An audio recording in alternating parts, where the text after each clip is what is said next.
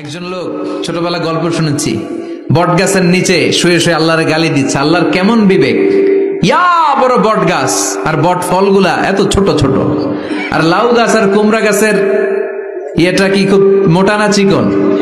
চিকন হয়ে এরকম বেড়ে ওঠে লাউ গাছ। লাউ গাছরে দিল আল্লাহ এত চিকন করে, ফল দিছে এত মোটা। আর এত বিশাল বড় বট গাছ, এটার ফল হলো এত ছোট। তো আল্লাহর গালি দিতে দিতে কোন সময় যে ঘুমাই গেছে নিজেও জানে না। হঠাৎ করে নাকের মধ্যে ছটান করে বট ফল পড়ছে একটা, লাভ দিয়ে উঠছে, নাক দিয়ে রক্ত বেরোয়া শুরু হয়েছে। রক্ত মুছতে মুছতে মনে মনে ভাবে, আসলেই তো আমি বড় একটা উল্লুকা পাঠা।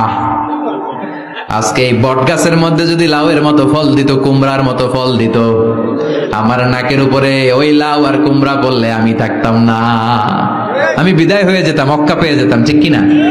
যেখানে যেটা যেভাবে যতটুকু দরকার তার নাম চিৎকার করে তার নাম।